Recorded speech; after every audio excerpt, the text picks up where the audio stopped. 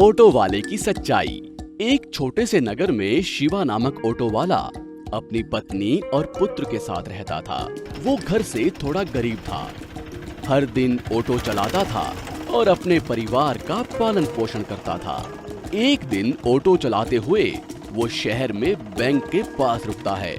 तभी दो भाई राम जी और सोमनाथ उसे दिखते हैं। वो उसे रोकते हैं। क्या बाबू, राजीव कॉलोनी तक चलोगे क्या? हाँ हाँ आऊंगा, 100 रुपए होगा। 100 रुपए? थोड़ी ही दूर तो जाना है ना। हाँ जी, 100 रुपए तो होगा। 80 रुपए देंगे। बोलो, चलते हो क्या? ठीक है, आइए बैठिए। ऑटो चलता है। तब राम जी सोमनाथ इस तरह बातें करते रहते हैं। भाई जेवर बैंक में गिरवी रखकर पैसे लेकर आ रहे हैं। देखते हैं इस बार भी फसल अच्छी उगती है या नहीं। पता नहीं भैया, मुझे भी वही डर है।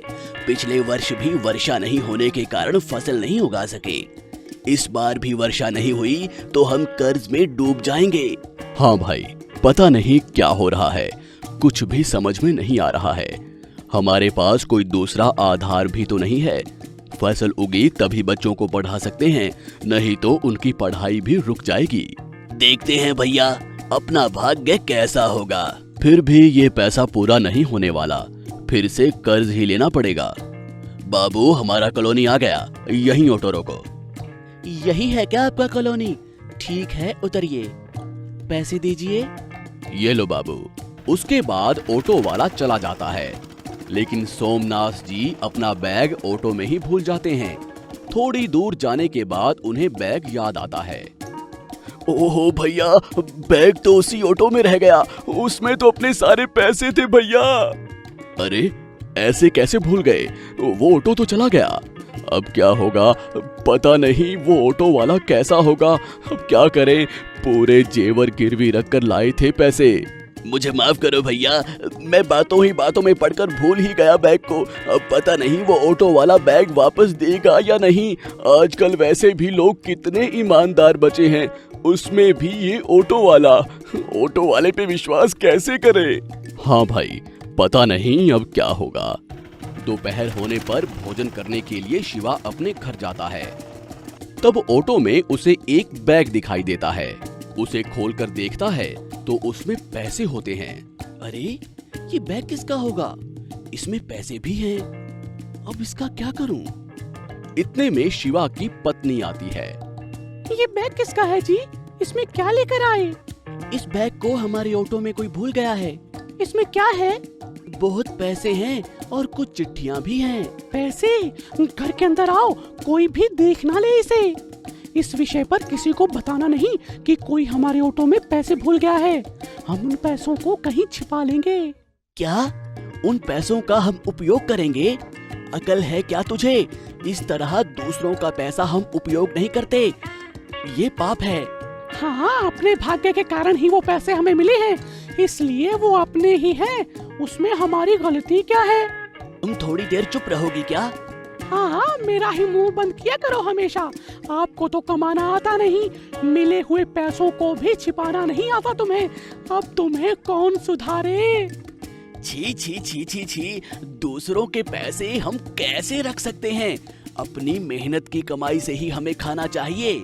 किसका होगा पता नहीं, कौन किस अवसर के लिए लाया होगा। हाँ, याद आया, ये पैसे सुबह मेरे ऑटो में 2 आदमी बैठे थे। वो दोनों बैंक से वापस आ रहे थे। ये पैसे उन्हीं के हैं और वो अपनी फसल के बारे में भी बात कर रहे थे और कह रहे थे कि जेवर गिरवी रखकर पैसे लेकर आए हैं। मैंने उनकी बातें सुनी हैं, ये पैसे उन्हीं के हैं। जाओ, जाकर दे दो उन्हीं को पैसे, हमारा जीवन कभी नहीं सुधरेगा। संगीता, वो किसान हैं, खेती उगाने के लिए पैसे लाए हैं। मैं जाकर अभी पुलिस को पैसे दे दूंगा और पुलिस उन तक पैसे पहुंचा देगी। शिवा पुलिस के यहाँ जाकर उन पैसों को देकर गुजरा हुआ विषय पूरा बताता है। बहुत अच्छा बाबू, तुम तो बहुत ईमानदार हो। आजकल पैसों को कौन लौटाता है? इसमें तो पूरा पता भी दिया हुआ है। हम तुरंत उन्हें समाचार देते हैं और उन्हें उनके पैसे लौटा देते हैं। समाचार लेकर राम जी सोमनाथ पुलिस के यहाँ आते हैं। आइए आइए, क्या बात, बहुत परेशान दिखते हो? कोई बात नहीं, आपका पैसों का बैग मिल गया है। ये ऑटो ड्राइवर बहुत भला आदमी है, इसलिए इसने ईमानदारी से वो बैग हमें ला कर दिया। बहुत अच्छा लगा बाबू, जीवन भर आपके ऋणी रहेंगे। शिवा, हमारे ऊपर के अधिकारी को बताकर तुझे इनाम दिलवाऊंगा। इस साल वर्षा अच्छी होती है और फसल भी बहुत अच्छी उगती है। अरे, उस दिन उस ऑटो ड्राइवर ने ईमानदारी से सारे पैसे हमें ला कर दिए, तभी आज हमारी फसल उग सकी है। हम उसके पास 2 थैली चावल देकर आएंगे। आप ठीक कहते हैं, हम ऐसा ही करेंगे भैया। उसके बाद दोनों मिलकर चावल लेकर शिवा को दे देते हैं। शिवा, तुमने जो भलाई हमारे ऊपर की है वो हम कभी नहीं भूल सकते। ये चावल हमने हमारे खेत में उगाए थे, ये रख लो। बहुत खुशी हुई, हम भी इंसान हैं और आप भी इंसान हैं। सबको सच्चाई और ईमानदारी से रहना चाहिए। मुझे क्षमा कीजिए, ईमानदारी से ही समाज में मान मिलता है। संगीता, तुम भी बदल गई, मुझे बहुत खुशी हुई। तो देखा, ईमानदारी से जीवन जीने का क्या मोल होता है। तो हमें हमेशा ईमानदार रहना चाहिए, कभी भी बेईमानी हमारे मन में नहीं आनी चाहिए। आपको हमारी ये कहानी कैसी लगी, हमें कमेंट बॉक्स में कमेंट करके जरूर बताएं। और यदि आप ऐसी ही और भी कहानियां सुनना चाहते हैं तो हमारे चैनल को सब्सक्राइब जरूर करें। भरतपुर नाम के गांव में बंसीलाल नाम का एक आदमी अपने बीवी और बच्चे के साथ, जिसका नाम राज था, रहता था। बंसीलाल गरीब था, लेकिन उसका लड़का राज एक निहायत ही बेशरम और नकारा लड़का था। वो कॉलेज में सिर्फ मस्ती करने जाता था और हर वक्त अपने माँ बाप से फालतू खर्च करने के लिए पैसे मांगता रहता। उसके माँ बाप उसे काम करने के लिए समझाते समझाते थक गए थे, लेकिन राज सुधरने का नाम ही नहीं ले रहा था। एक दिन राज अपने पिताजी से कहता है, पिताजी, मुझे कुछ रुपए चाहिए। किस लिए चाहिए रुपए बेटा? अरे मुझे कुछ काम है पिताजी। कैसा काम बेटा, जरा मुझे भी तो बताओ। अरे पिताजी सुनो, हर बात आपको बताते रहूंगा क्या? अब सवाल ना, मुझे पैसा दो जल्दी, फुर्ती में।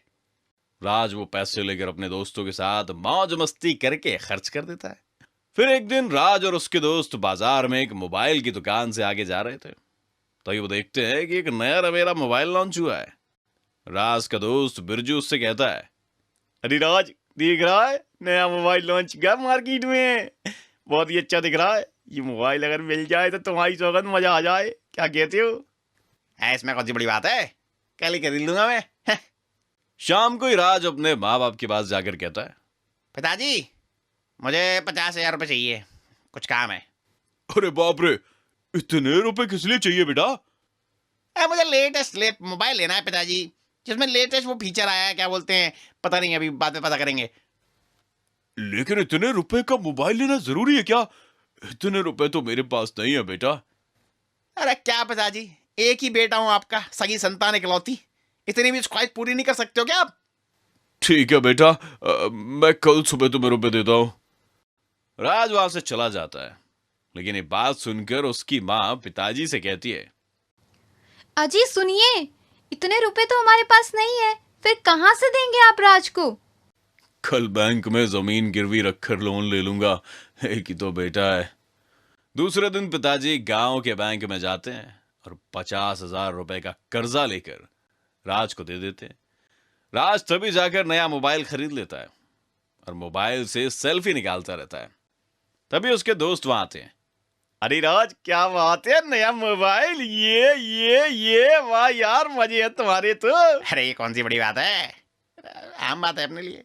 अरे राज, कब तक यार कॉलेज में पैदल जाएंगे तुम्हारी कसम? हमारे पास अगर एक मोटरसाइकिल होती तो मजे आ जाते, एक होनी चाहिए। हाँ यार, ये तो सही कहा तूने, सब तो है मेरे पास, बट बस एक मोटरसाइकिल नहीं है। आज ही पापा को इस बारे में बात करता हूँ। पिताजी, अब मेरी पढ़ाई पूरी हो रही है, ये आखिरी साल है, मैं सोच रहा था आप कोई नौकरी वगैरह कर लूँ, लेकिन जॉब खोजने के लिए एक मोटरसाइकिल चाहिए, इसलिए मुझे 1,00,000 रुपये दे दीजिए। पिताजी और बात ये सुनकर बहुत खुश होते हैं कि उनका बेटा अब नौकरी करके अपनी जिम्मेदारी निभाना चाहता है। इसीलिए पिताजी दूसरे दिन गांव के बैंक से और कर्जा लेते हैं और राज को मोटरसाइकिल दिला देते हैं। लेकिन राज उस मोटरसाइकिल से घूमकर अपना कीमती वक्त बर्बाद करता है। जब भी पिताजी नौकरी के बारे में पूछते, राज बात को टाल देता। ऐसे ही कुछ दिन बीत जाते। एक दिन बैंक के कर्मचारी कर्जा मांगने के लिए उनके घर आते हैं। देखो बंसीलाल, तुमने बैंक से 1,50,000 रुपए का कर्जा लिया है, जिसका असल तो तुमने वापस दिया नहीं, लेकिन ब्याज भी अगर नहीं दिया तो 1 महीने के भीतर बैंक को रुपया नहीं मिला तो जमीन पर बैंक आग हो जाएगा। राज ये बात सुनता है और वो अपने पिताजी से पूछता है, अरे पिताजी, आपने कौन सा कर्ज लिया बैंक से, कब लिया? अरे बेटा, ये जो तेरा मोबाइल है, नई मोटरसाइकिल है, ये कहां से आई बेटा? उसके लिए पैसे कहां से आए सोच। ये जमीन बैंक में गिरवी रखकर मिले हुए रुपयों से तो आए बेटा। राज को ये बात सुनकर कसम खुदा की कह रहा हूं बहुत दुख होता है, और तभी वो एक छोटा सा गैराज गांव के चौराहे में डालता है। अपने बाइक पर वो अलग अलग प्रयोग करके सीखता है। थोड़े ही दिनों में राज वो सेन्योरिटा वाला राज हो जाता है और रोज अपने पिताजी को मिले हुए रुपए देता है। कुछ ही दिनों में वो अलग अपनी खुद की गांव में दुकान खोलता है मैकेनिक की, और काम के लिए गांव के लोगों को नौकरी पे भी रखता है, वही पंचर बनाने के लिए। कैसी लगी आपको कहानी? बच्चों, आज मैं आपको सुनाने वाला हूँ 2 दोस्तों की कहानी। मनपुर गांव में सारी सड़कें खराब थीं। वहां पर कोई भी वाहन नहीं जाता था। उसी गांव में सिंधु नाम का एक आदमी रहता था। सिंधु पढ़ाई लिखाई न कर पाने के कारण खेतों में ट्रैक्टर चलाया करता था।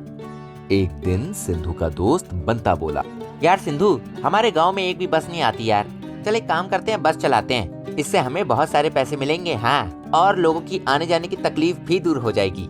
हाँ भाई, कह तो तू बिल्कुल सही रहा है। अपने गांव में यार कोई भी बस नहीं आती है, और वैसे मैं ड्राइविंग भी कर लेता हूँ। हाँ, लेकिन बात तो ये है ना, 1-2 पैसे की तो बस आती नहीं है। यार शहर में ना मेरे एक चाचा रहते हैं, उनका गैरेज है। वहाँ पर पुरानी बसें खड़ी रहती हैं, मैंने देखा है। तू कहे तो मैं बात करूँ? हाँ यार, बात तो कर ही सकते।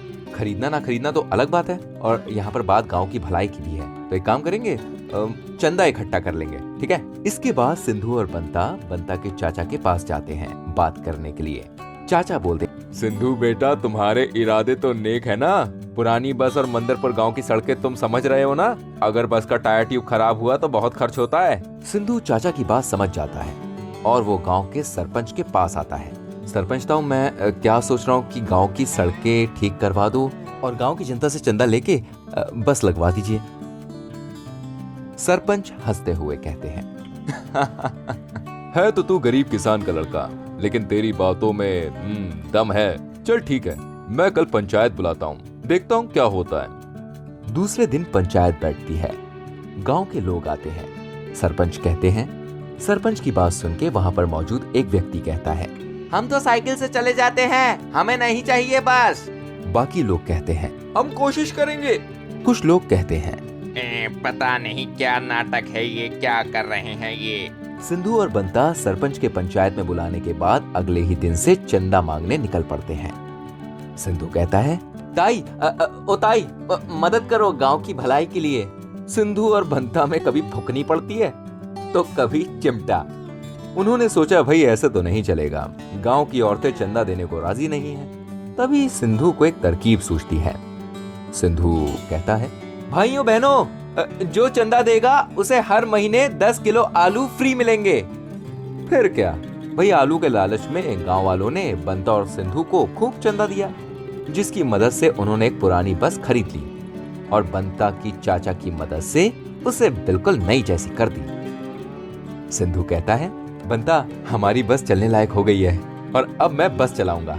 वहीं सरपंच साहब ने भी सरकारी योजनाओं के तहत सड़कें सुधरवा दी। सिंधु बस का ड्राइवर बन गया और रोज खुशी खुशी वो लोगों को शहर से गांव और गांव से शहर लेके जाया करता था।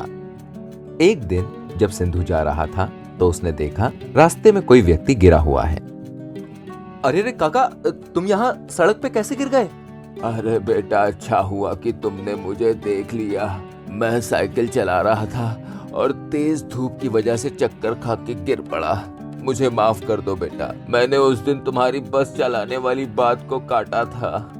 अरे काका, उदास मत हो, मैं गांव की तरफ ही सारी सवारियों को लेकर जा रहा हूँ, तुम भी चलो मेरे साथ। इसके बाद भाई सभी के सभी बड़े खुश होते हैं और सिंधु को अपनी काबिलियत और तरक्की पर गर्व होता है। तो बच्चों, इस कहानी से हमें ये सीखने को मिलता है कि अगर हम कुछ अच्छा सोचेंगे, दूसरों का भला सोचेंगे ना, तो आगे चल के अच्छा ही होगा। अच्छी लगी ना कहानी? अब जल्दी से हमारी इस वीडियो को लाइक कीजिए और शेयर कीजिए, और ऐसी और मजेदार कहानियाँ देखने के लिए जल्दी से हमारे चैनल को अभी सब्सक्राइब कीजिए।